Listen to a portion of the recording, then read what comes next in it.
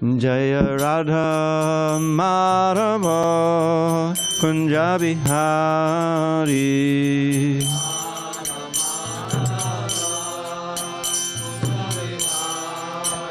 Jaya Radha Madhava Kunja Bihari.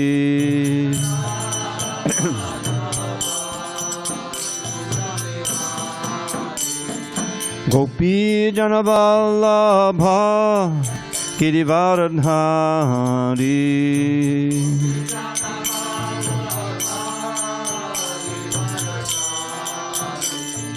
Gopi Janavallabha Girivaradhari.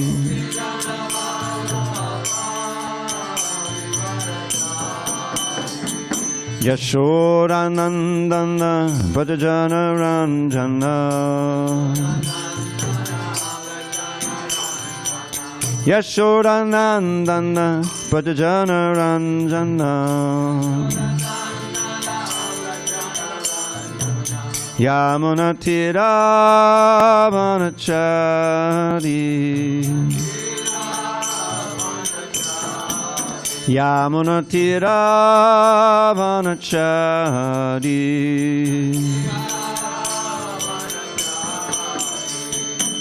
Hare Krishna, Hare Krishna, Krishna Krishna, Hare Hare, Hare Rama, Hare Rama, Rama Rama, Hare Hare.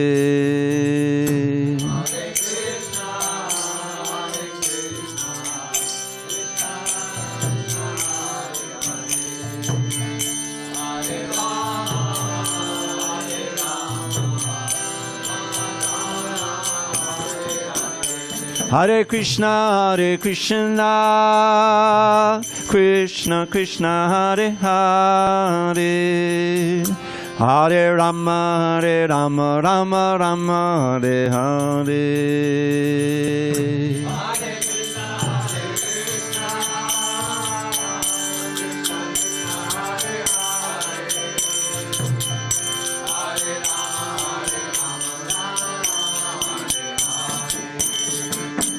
Jaya Radha Madhava Kunja Bihari.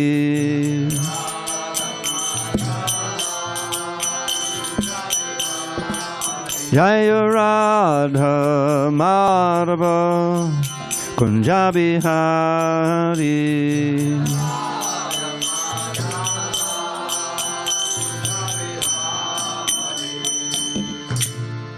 Jai Mr. Pad Paramahansa Parivajikacharya Ashtottara Shri Srimad Divine Grace Srila A.C. Bhakti Vedanta Swami Prabhupada Ki Jai.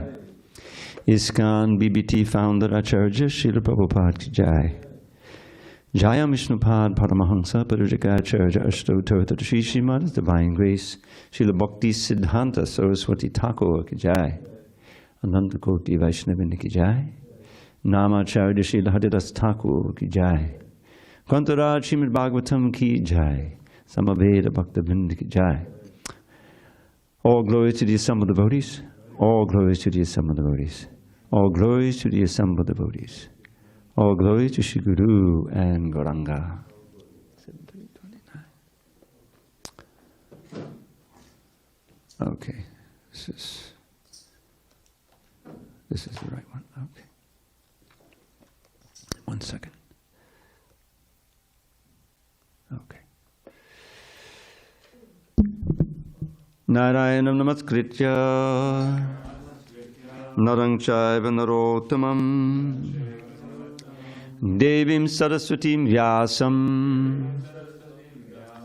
tato jayamhadiriyet. Before reciting the Srimad Bhagavatam, which is our very means of conquest, we should offer respectful obeisances unto Lord Narayan, the Supreme Personality of Godhead, unto Narayan Rishi, the supermost human being, unto Mother Saraswati, the goddess of learning, unto Srila Vyasadeva, the author, and unto Srila Prabhupada, the translator, commentator, and our spiritual master. Nashta prayesha bhadreshu nityam bhagavata sevaya Bhagavatyuttama shloke Bhakti bhavati naistiki. By regular attendance in classes on Srimad Bhagavatam and by rendering devotional service to the pure devotee, all that is inauspicious within the heart is destroyed almost to nil, and loving devotion to the Supreme Lord, who is glorified in transcendental songs, is established as an irrevocable fact.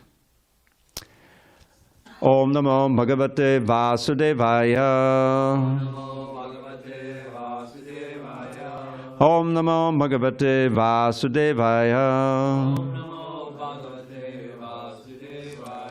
Om Namo Bhagavate Vasudevaya.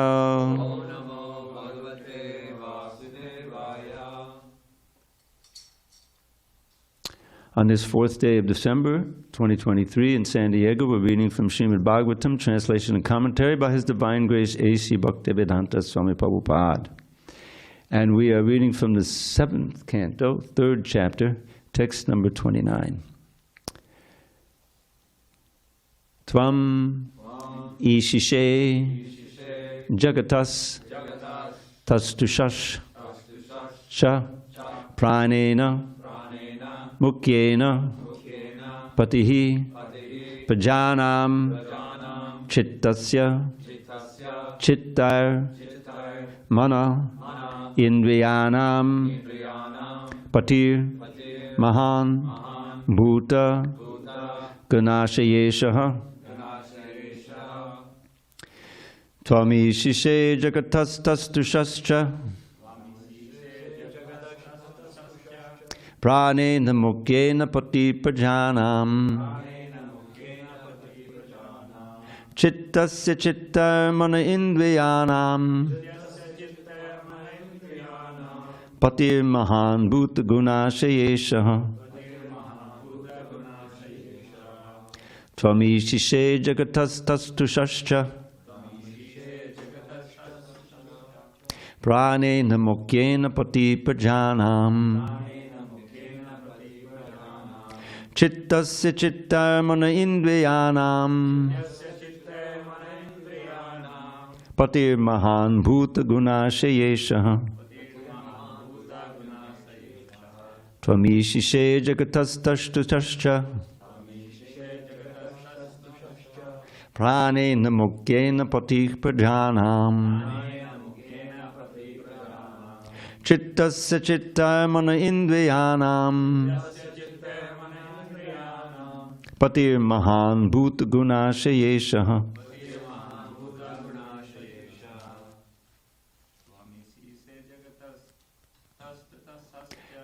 Tvamishishe jagatastastusascha pranena mukyena patipajanam chittasya chittar mana indriyanam patir mahan bhuta gunashayeshaha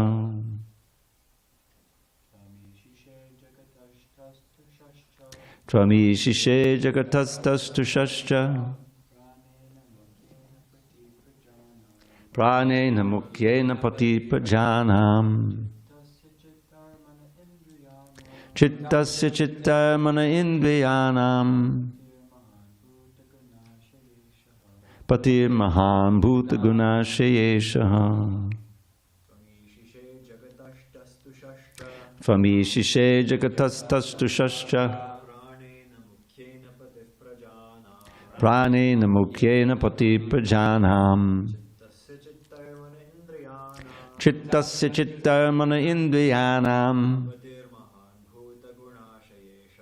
patir mahan bhuta gunashayeshaha. Anyone else want to try it? It's a tough one. Anyone online?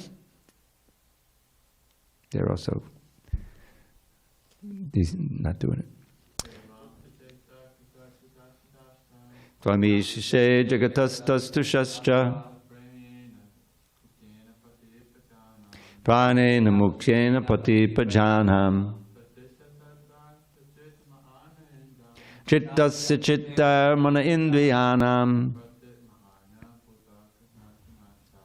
patir mahan bhuta gunashayeshaha. Tvam, you, Ishishe, actually control. Jagataha, of the moving being. Tastushaha, of the being that is dull or stationed in one place. Cha, and. Pranena, by the living force. Mukyena, the origin of all activities. Patihi, master. Prajanam, of all living entities. Chittasya, of the mind. Chittai, by the consciousness. Manaha, of the mind. Indriyanam, and of the two kinds of senses. Acting and knowledge gathering. Sorry. Patihi, the master. Mahan, great. Bhuta, of the material elements. Guna, and the qualities of the material elements. Ashaya, of desires. Ishaha, the Supreme Master. So Hiranyakashipu continues to glorify Lord Brahma. Your Lordship, being the origin of the life of this material world, is the master and controller of the living entities, both moving and stationary, and you inspire their consciousness. You maintain the mind and the acting and knowledge-acquiring senses, and therefore you are the great controller of all the material elements and their qualities, and you are the controller of all desires. Purport. In this verse, it is clearly indicated that the original source of everything is life. Brahma was instructed by the Supreme Life, Krishna. Krishna is the Supreme Living Entity. Nityo Nityanam Chaitanas Chaitananam, Katha Upanishad 2.2.13.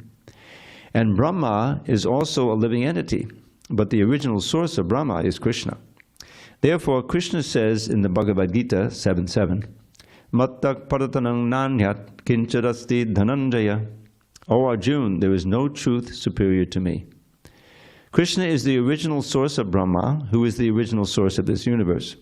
Brahma is a representative of Krishna, and therefore all the qualities and activities of Krishna are also present in Lord Brahma. Om jnana timirandasya jnanandjana shalakaya chakshu unmilitam mena tasmai shri gurave namaha. I was born in the darkest of ignorance, but my spiritual master Srila Prabhupada opened my eyes with the torchlight of knowledge.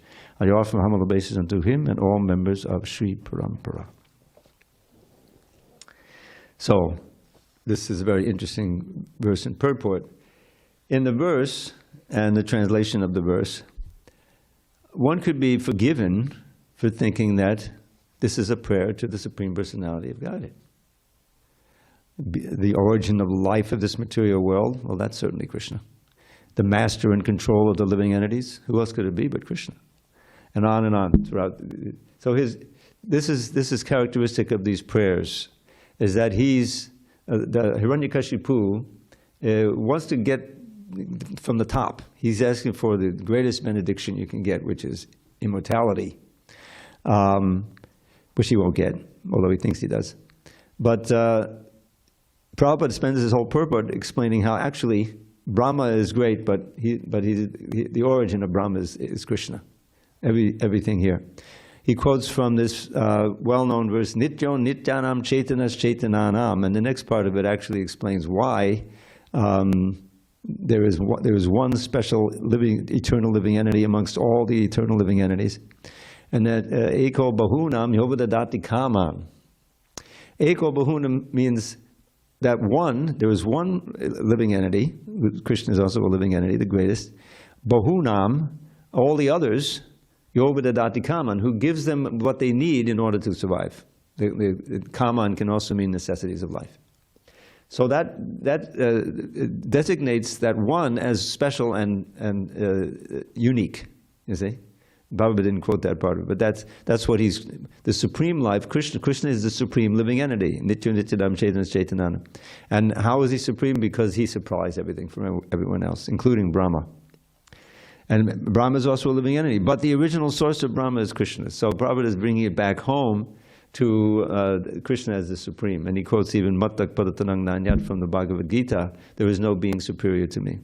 So Hiranyakashipu will never read these purports, nor will he enter into the mood of the purports. He is, as far as he's concerned, he's praying to God right now. He's glorifying God, and he is the supreme living entity who can offer him all benedictions. So that's what this is all about. Then, as far as this analysis, this is kind of like Sankhya stuff, analyzing what we are. We have these active senses and the knowledge-acquiring senses. It's good to know what they are and divide them that way. And you can, and not only that, what are the active senses? Those are the hands. For the devotees, the most important active sense is the voice. Ears are knowledge-acquiring. Active senses are ones that you do something with. And the most important one is the voice. Prabhupada ran this whole movement with his voice. He's dictating his books, certainly, and then he's speaking to the devotees, and then he would write letters, but actually he would dictate them to his secretary, and they would write them down, So everything was depending on the voice, which is, Prabhupada says, you cannot understand who is a fool until he speaks. And then he reveals what he doesn't know, or what he thinks he knows. So the words, everything begins with the word Om. That's the first sound vibration. It's so important, and the whole universe manifests from that, from sound.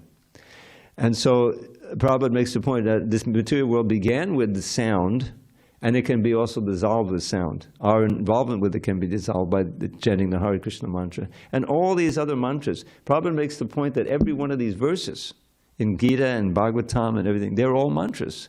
They can be repeated and meditated upon, and for great effect. So we should take advantage of that. I wanted to mention, before I forget, that these songs, just like this Yashamati Nandana song. Now, I'm not going to test anyone. Okay, what does Navanita Taskar stand for? You probably know. Do you know? Jed? See? So what I would advise, we have these pile of songbooks, some of which are kind of disintegrating, but they're in there. And all the songs are in there. I made a great effort of putting in all of, you don't know the history of the songbook. The songbook started out in 1973, was the first one. I had joined, and then a few months later, Chutananda, he had asked Prabhupada's permission. Prabhupada said, yes, you can, do the songbook, because he was in India. He was the first devotee who went to India. You know why he went there? To escape the draft. He had turned 18, and all devotees, they were concerned about that. There's various strategies they used to escape, some of which are pretty funny.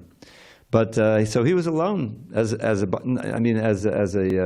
ISKCON member in India. So he took shelter of the Gaudiya Math temples. I forget which ones. You probably know which ones he stayed at. And he learned these Bengali. He's very, very intelligent. He learned Bengali to a degree. And most of these songs are in Bengali. The one we sang this morning is not Sanskrit, although there's a relationship between the two languages. So, like first, the first line, there's that name Kṛṣṇa. Do you know what Kṛṣṇa means? No, Kṛṣṇa means darling. He's the darling of Vrindavan, the deer, deer must. It's a very just affectionate name, Kṛṣṇa. So as Bhaktivinoda mentions in the song, Amala Harinam Amiyavilasa, that these pure, pristine names are filled with Krishna's pastimes.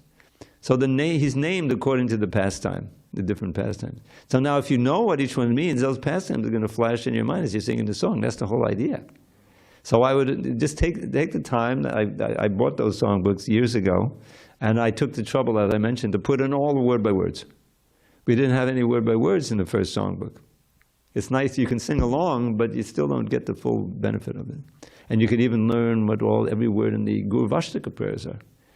Who told me not to call them samsara prayers? Vijay. You said too? Okay. We used to call them samsara prayers. That's the first word, right? Samsara. Okay. Samsara vimochana prayers. How about that? I call them that. How you get liberated from samsara. But that's the point. The word, the sound is everything. And when your intelligence is being nourished by understanding the meaning of the words, because there's so much Sanskrit and Bengali flying, But there's a finite amount of songs, the string of prayers and all these Prabhupada's pranam mantra. And it adds a lot to your experience of all the So I would advise you to take the trouble. That they're available. If you can't find it, let me know. So, Prabhupada here, this idea of life comes from life. Now there was a book put together, we're trying to put together a revised version of Life Comes from Life in the 70s. Prabhupada on his morning walks especially, he would be arguing with the scientists, you know, the material scientists. And Sub Damodar, who was a scientist himself, he was had a PhD in chemistry, he was about to get one. And Prabhupada really loved him because Prabhupada also was involved with, you know, chemistry and the drugs, and he was from India, from where was that? Where was it? Manipur, which is a place that Arjuna went to. Yeah. It's connected to Gaudiya Vaishnavism. So anyway, he would be on the walk, and he would say, well, "What do the scientists say? How did the world come about?" Well, the Big Bang, Srila Prabhupada, the chunk. Did they mention the chunk in here? But that everything exploded. And over time, you know, many eons, gradually things came together. It's a demonic idea. It's right there in the Bhagavad-gītā. What is it? Asatyam apatishtam te jagadahu anishwaram aparaspada sambhutam kimanyat kama hoitakam. That second part is what the scientists say. Aparaspada, just by accident they come together, and by attraction, kama, you know, gradually everything comes out. There's no God. That's the first. Asatyam, there's no ultimate truth. Apartish, no foundation. Jagadahu anisham, they declare that there's no God. Now there's a whole bunch of people, I was one of them, who's agnostic. Agnostic is okay. Agnostic means basically I don't know if there's a God. There may or may not be, but you know, show me. So that's fine. That's good if you're agnostic. Now Prabhupada would sometimes conflate the agnostic with the atheist. He sometimes use that. Atheist means they declare there's no God. They know there's no God. And you know, I'm ready to argue about it and write books, you know. But the agnostic is basically all of us who before we met Krishna, yeah, I don't know, maybe not, you know. So, but there's a word in Bengali, is it? Or Sanskrit, Nastika. Nastik is an atheist. Gnostic means there is not, right? Doesn't exist. And astikya is one of the qualities of the Brahmins, right? Astikyam means that he believes in God, you know. But the demons are Nastika. They declare that there is no God. But it sounds like Gnostic. It sounds like it came the same word, agnostic and Gnostic. Anyway, that's a little. The language can be a real, you know, difficult thing to navigate sometimes. So Prabhupada keeps pounding away at this. Yes, Brahma is a living entity, and he had so much to do with the creation and certainly propagation.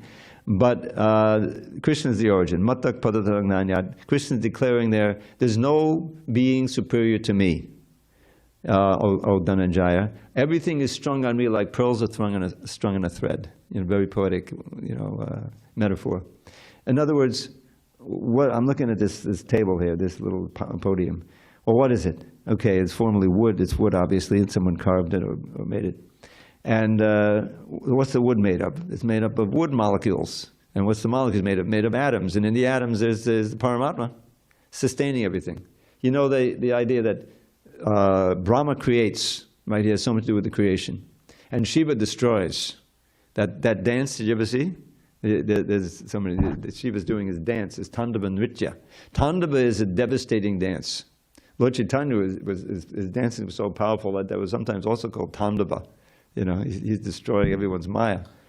But Shiva destroys the universe with that dance. He expands as the Rudras, and then he oversees the annihilation with the big fire and the flood and everything. You know. Okay, so Shiva but maintenance is Vishnu. Maintenance is actually Vishnu is actually Supreme Personality of Godhead. He's Vishnu Tattva, obviously. So it's much more difficult. It's it's hard to create things. It's really easy to destroy things, you know. But the most difficult is maintaining over time. And so that's Vishnu's function. So like pearl strung on a thread. So he quotes that Brahma is a representative of Krishna. Therefore, all the qualities and activities of Krishna are also present in Lord Brahma.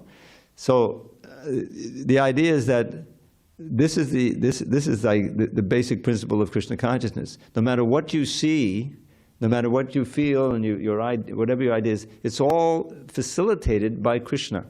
In other words, He's giving you the facility to see, to hear, to think, and everything like that. And so that recognizing that dependence is kind of the first step. That we can't take a breath without Krishna. This is why I think somehow this pandemic brought a lot of devotees to the temple. You know, a lot of people came, and a few stayed. There was a great silver lining to that pandemic. But in any case, because suddenly it's very real. You know, you kind of forget. Maya helps you to forget that you're mortal. You know, that you're not in control. She helps you to think that, yeah, I'm really in control. But we're not in control. Every breath, every step, we're dependent. We're dependent on even the gods, you know, the representatives of Krishna. Varuna for the water, and Vayu for the air, and Bhumi for the earth, Surya for the sun. And there's a verse, there's a very important verse. It says, what is it? Yata taro mula nishechanena, chupyanti tat skanda bujo pashaka, prana bahara chayatindriya nitataiva sarvahana machiteja. Now that last line says that if you, I'm thinking of this one. Devarshi bhutapta vinam pratinam nakinkaronayam hinicharaja. Sarvatmanakyak shadanam shadanyam gato mukundam padiritikātam. That we're just living in this world, we're debtors. And it has a list. Devas, the gods who run everything. There's millions of them. We know the most prominent ones. But there's millions of them. Just to blink your eyes, there's a deva. You know, there's someone allowing, and sometimes you can't do that if you can't, you know what I mean. In other words, we're dependent on all of these arrangements just to live another day, another minute. So so that's the devas. Then the rishis, teachers. You know, we're indebted. We have all these teachers as we grow up, you know, and of course spiritual teachers, you're certainly indebted. So that's indebted, and the more debt. Devarshi, Bhuta. Bhuta means animals, living beings, you know. Even like, you know, of course we don't eat any meat or anything, but we're dependent on the, you know, Trader Joe's. I mean, what would happen if suddenly we couldn't get all that bhoga? I'm just kidding, but the thing is, that's living beings. There's the tree for the flowers and for the fruits and all these things. So there's more debt. Apta, relatives, between them, the forefathers, it's a whole list. So we're all debtors. No one recognizes it, you know, they've been just living like it. But that we are. So how do we liquidate that debt? You know, that's very difficult. But no, it's actually easy. Devashi Bhutinam Nakinkaro Nayam Rini Charajan. Rini means debtor. Sarvatmanangyak Sharanam Sharanam. If you take shelter of one who has taken shelter of the Supreme Personality of God, in other words, you're recognizing the Lord, then all the debts are consolidated and you're free of debt. But if you don't, then you don't pay these debts, then you're liable to be punished. You know, people just think there's no God in control. It's just everything is inanimate. You know, so that's not like that. So Krishna is above all of them, and therefore he can liquidate all the debts. That's the idea, and the demigods know that. Of course, Indra sometimes forgets, and then that's where we have, you know, Govardhan. But he finally realized, oh yes, I'm also dependent on Krishna. If you read the pastime at the end. So Brahma certainly recognized that. The Brahma Vimohan Leela is perhaps the most prominent stage where Brahma comes in the 13th to 14th chapter of the 10th canto. And his prayers there are very conclusive. They're very important. One of them is extremely famous. I think I mentioned that on Sunday morning class, which I didn't know I was given. I forgot. But that's yesterday. But anyway, the Brahma Samhita. Now the Brahma Samhita was, it wasn't discovered by Lord Chaitanya, but he certified it as authentic, and he brought it back with him from the South Indian tour, and that became circulated within the Gaudiya circle. And there was another book he brought back. Who knows what the other book is? Krishna Karnamrita. Yes. Krishna Karnamrita. And it's interesting because they're kind of contrasted. Brahma Samhita is very much about, there's so much in it, not all, but about the different gods, their positions. This is a verse about Maya's relation to Krishna. It all comes back to Krishna, Govindamadi Purusham Tamaham Bhajami. But it's very much like this purport. Yes, there's Brahma, there's a verse about Brahma also. But Brahma is subordinate to Krishna, everything's subordinate. Then the last, at the end of the Brahma Samhita, has a wonderful description of the Goloka Vrindavan, you know. It's Shriya Kanta Kanta Padama Padusha Kalpa Tadabo Dhruma Bhumis Chindam Anagana Mahito Yamamatam Kata Ganam Natyam Gamanam Apivangshi Priyasaki Chidanandam Joti Padama Pitadasvajamapicha. Such a full verse, you know. I mean, there's so much in there, you can really meditate. So is it Shriya Kanta Kanta Padama Purushak. So there in Goloka Vrindavan, the supreme goddess and Krishna's beloved is Shriya, the goddess of fortune. She's the Kanta. Kanta and Kana are related. The Kanta means beloved, you see. So Kanta, she's the beloved of who? Padama Purushak. Padama Purushak is Krishna, the supreme personality of Godhead, who we just saw in Govinda. Kalpadadabo Dhruma, all the trees there are desire trees, all the water is nectar, all the walking is dancing, all the talking is singing. And one can always hear that flute in the distance, you see. And everything is glowing with this Chidananda Jyotir, the blissful spiritual potency which you can taste. You can imagine that, you know. And it's like just like Krishna's senses are interchangeable. So also, if you get your spiritual body, you can also do that. You're seeing the Jyoti, but you're tasting it. You see, Jyoti means light. And then it says the Surabhi cows are all there. They're so blissful that they're soaking the land in milk, transcendental milk. And then not a second passes by. Everything is the eternal present. No one gets old, nothing like that. You know, there is variety, but every day there's a certain cycle of lila. You know, basically that Krishna goes through. It's described in Govinda Lilamrita, very detailed. So that's going on, but there's no passage of time. You know, and only a few pure souls are aware of this place who walk this earth. You know, that's the end of almost the end of the Brahma Samhita. So that's a very important book, and I remember when we published it in the 70s, it was the Bhaktisiddhanta's translation and his commentary, you know, on it. Prabhupada was really happy with that book. And I went through and I said, boy, we could really use a few more commas in this book. And I heard, not directly, I heard that Prabhupada said, don't even add a comma, because this is a spiritual master's words, you know. It is as it is. So that's by Brahma. And then the prayers, as I mentioned on Sunday, yesterday, in the third canto, he has some beautiful prayers for creative energy. You know, he just doesn't wake up and say, all right, let me create the universe. No, he prays to Krishna. There's a whole bunch of prayers there. Please give me the energy to create, you know. There's a beautiful prayer, how he's feeling so compassionate to all the conditioned souls who are going to suffer, you know. I memorized some of these many years ago. So this is, you know, Hiranyakashipu is right to glorify Brahma, but again, his whole, you know, his motives, everything is the motive. Why are you doing something?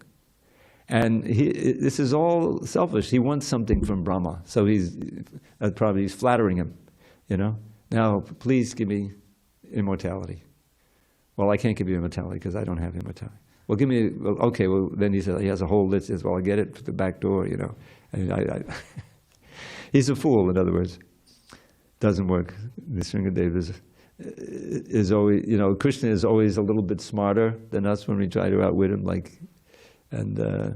but he responds to devotion. That's how we can conquer Krishna.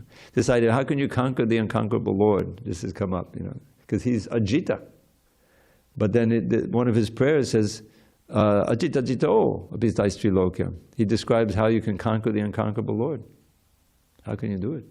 So he says, throw far away. Jnane priyasamudha pasyanamandeva. I don't know how many of you were here yesterday, but that same verse. So the idea of penetrating with your own intellect, figuring everything out, this is the fallacy of the Gyanis. You can't reach Krishna that way. He's hiding from that. You'll come to a fallacious conclusion, and then teach that and become a cheater. So But, so he says, give that up, and rather just try to hear from the mouth of the pure devotees. Sanmukaditam bhavadiya vartam. He's speaking directly to Krishna. Bhavadiya means your, varta means activities and qualities. So that's the path, to hear submissively from the great souls. And don't have to do anything radical. Go off to the Himalayas. Sthane stita. Stay in your position. But do this shruti gatam. Follow this path of hearing. And then you serve those words. You have to serve the words. You can't just hear it in one ear and out the other. Tanu van manobir. Tanu is your body. Van is your words. Manobir is your mind. So how do you serve those words with your body? By following the instructions. There's so many things we're instructed to do with your ears, with your hands, with your brain, right? So if you follow them, then you're serving with your body, and with your words, you repeat them. You learn the verses, you repeat them, and you try to preach Krishna consciousness. And with your mind, you meditate, you think about them, discuss them with devotees. Really penetrate and get the full message. And if you follow this, Ye prayaso ajita jito pasitai strilokyam. In all three worlds, this is the only way you can conquer the unconquerable Lord. Not by force, but by developing your natural love. And then he agrees to be your chariot driver, And so that's conquering. It's interesting because the devotee really wants to be conquered by the Lord. And that mood, if it's perfected, conquers the Lord. He becomes respondent. He reveals himself and gives you the taste. He gives you the taste for everything related to Krishna, so that you become. You read the Chaitanya Charitamrita and you see, to become mad, to become so eager to hear and chant that you stay up all night. Like so many times Lord Chaitanya chanting and dancing, and then the sun rose. Okay, he has to perform some duties in the morning, so it stops. Otherwise, they go on forever. So that's here, and we're going to read more about Hiranyakashipu's glorification of Brahma, and eventually he'll get what he thinks is backdoor immortality, but he'll discover that he's still vulnerable to. That's what we sing every morning. Tabakada kamalabadi nakam. This is another one we should learn. This is from the Gita Govinda. Gita Govinda is the most intimate book. We said, don't read it.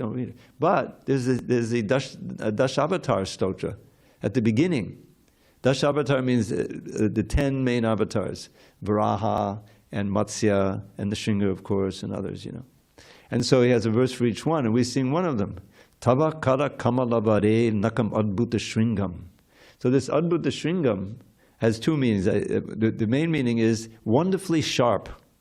Wonderfully sharp, so sharp, Prabhupada would say sharpen, but you don't think that, the Shringada is not sharpening his talons there. They're naturally sharp. So, Tavakata Kamala, in your lotus hands, you have these lotus hands, but they have these sharp nails. So that's kind of a paradox. Lotus is the most gentle, soft thing, but they got to... That's another way of thinking about it. Tavakata Kamala Vade. Vade means the best. You have this most beautiful, best hands, which are so lotus hands, but they have these very, very sharp nails. And so then what happened? Tavakata kamalabade nakam adbhuta shringam. What's the next line? How was that? Dalita Hiranyakashipu. Dalita means to rip apart. Hiranyakashipu, Tanubringam, whose body is like a wasp. In other words, no one likes to see a wasp, It'll sting you and everything. So it's a wasp-like body, you ripped it apart. Dalita Hiranyakashipu Tanubringam. Keshava Dritta Narahari Rupa. Now this is a theme. This is a refrain line. Because all of them get Keshava Rupa. And then, but Narahari. Now this is a word, Narahari, which everyone thinks that the Hari there is Hari, Narahari. No, it's not. Hari also means lion. So Narahari means man, Nara, and Hari, lion. It's the same thing as Nrsimha, but different wording. Narahari Rupa, in the form. So, O Keshava, you have taken the form. This is the form you've taken of Nrsimhadev.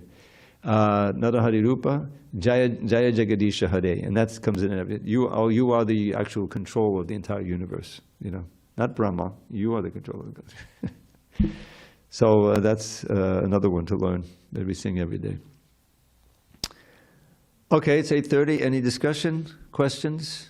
Hare Krishna. Oh, you're there. Why didn't you chant the verse? Because I was attending ISKCON Denver Srimad Bhagavatam's morning class. Just see. So all you do all day is attend the classes like that? Yes, more or less, yes. Well, we should have you give class one day, maybe. I'll ask Maharaj if it's okay. Okay, what's the question? Dravida Prabhu, thank you very much. You're most kind, and about pranams. Do you mind reciting again the last sentence of the purport? No, not at all. Brahma is a representative of Krishna, and therefore all the qualities and activities of Krishna are also present in Lord Brahma. Yes, thank you very much. You're most kind. Based on such a quote, my question is, if all the qualities and activities of Krishna are also present in Lord Brahma, how do you explain that one is God and the other is his servant? They're present, but not in the same quantity or the same purity. Just like we also have, we're qualitatively equivalent. How many times did Prabhupada say that? But quantitatively we're different, but qualitatively. So we have our attraction, we have our senses, we have our taste, we have our activities, which are there in Krishna, but not to the same degree. And so Brahma is a representative of Krishna, and so therefore all the qualities and activities of Krishna are also present in Brahma. I think it's just that idea that being part and parcel of Krishna and being such a powerful entity that he manifests those qualities in a way that we can't. Certainly, as far as creative energy, we have some creative ability, but very minuscule compared to Brahma. So that's the way I read that, and also I'm going to check this sentence. Thank you for reminding me, because I thought as I read it, because I don't read the books like everybody reads the books, because I have to read the books. Mostly I just read, but then somebody says, "Is this really what Prabhupada said?" Because there's a doubt here. Brahma is of Krishna, and therefore all the qualities of Krishna are also present in Lord Brahma. All the qualities that Lord Brahma has are present in Krishna. See what actually Prabhupada said, because sometimes in the dictation it's hard to tell which way he's going. And so I'm going to see if that, because you would normally say that. He's saying that the activities, the qualities of Krishna are also present in Brahma. So we also have Krishna's qualities to a minute degree. And related to Brahma, we also have his qualities to a minute degree. But Brahma's relation to Krishna, he has them to a minute degree. Although it's very great, but he's finite. So I'm going to check that. But that's the idea. It's that the same thing as Prabhupada, how many millions of times he said, the drop of water of the ocean. We're like the little drop of water of the Pacific Ocean. We have the same quality. You taste it, it's also salty. It has the qualities of the ocean. But the quantity is infinity to minuscule. And so even Brahma is insignificant compared to Krishna. But compared to us, he's very powerful, and this is the idea. So that's, I think, what Prabhupada is saying there. The hard part to understand is the activities. The qualities is like the drop of water that's salty. But the activities, well, there's so many activities that Krishna does that we can't even imagine doing. But I'll check it, and that's what I understand by this, Prabhu. The same idea that what's there in the source is also there in the result, is there in the effect, but it can be in a very minute degree, and that's what we have facing here. That's about the best I can do with that one. Yes, Dravida Prabhu, thank you very much. Very helpful answer to my question. Hare Krishna. Hari Bol, Prabhu. Yes, Veera Chandra Prabhu. Hare Krishna, thank you for the class. Sure. I want to ask, is this flattery glorification of Brahma by Hiranyakashipu? If what? Is this flattery that Hiranyakashipu glorifies Brahma? I think so. And that's why some of it seems to be borderline, you know? In other words, it seems, well, that's only Krishna has that quality, you know? And that's, I think, one of the reasons, you know, when I read this purport, the whole purport is about Brahma is not God, you know, Brahma is, he's the servant of God. And so I think we're going to probably find that in a lot of these purports. Because Hiranyakashipu, I mean, it's interesting because his whole other thing that we just read, Hiranyakashipu Gita, it could be mistaken for Vasudev speaking to Kamsa, right? And trying to convince him that, you know, well, you know, everyone is mortal, and, you know, like that. So that was, you know, that wasn't flattery. That was trying to pacify his relatives, you know, and he used the philosophy. But that's exactly what we're warned against. Don't try to use the philosophy of Krishna consciousness.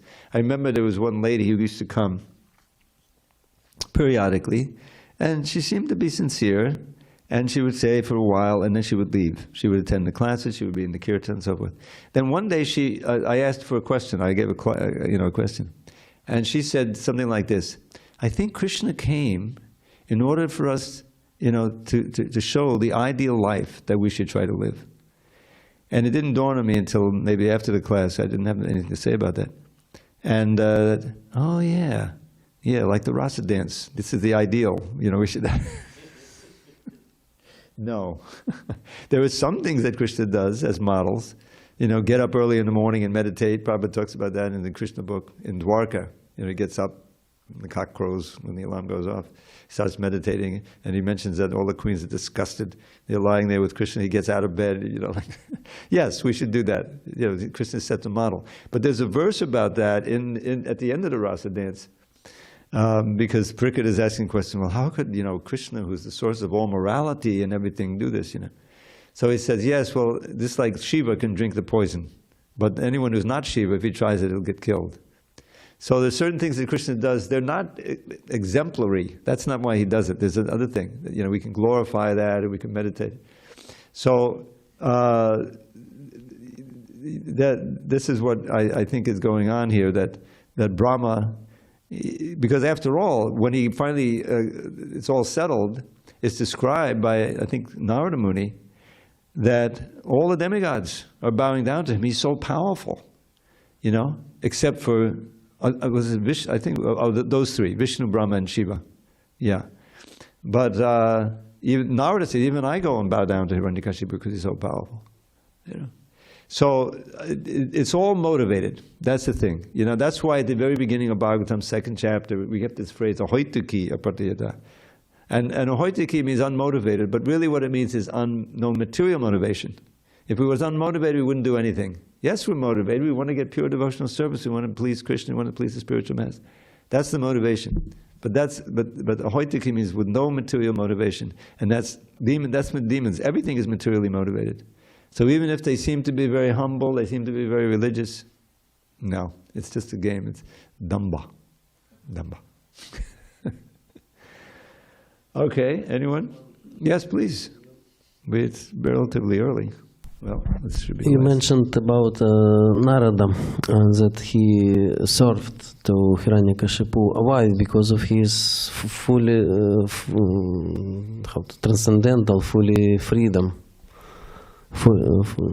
Yeah, I'm not sure of the context. He just mentions that he also, you know, when he's in the presence of, I guess, Hiranyakashipu, he shows deference. You know, he doesn't get on his case, that's for sure. And, you know, start, demon, you surrender to Krishna. But I don't know, but that's definitely there, that he says everyone in this universe now is offering deference, except for Vishnu, Brahma, and Shiva. And that's, you know, that Varuna and all the other demigods and Indra, they have to recognize his power. He became so powerful, you know. He thought that this is what it's famous hubris, you know, that from the Greeks we get this hubris, this pride is fatal, you know. And that's, of course, in spades with Hiranyakashipu.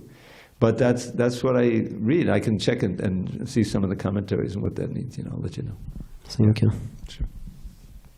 All glories to Srila Prabhupada. Hari Hari Bol. You're all invited to Bhagavad-gītā class. You going to come? Okay.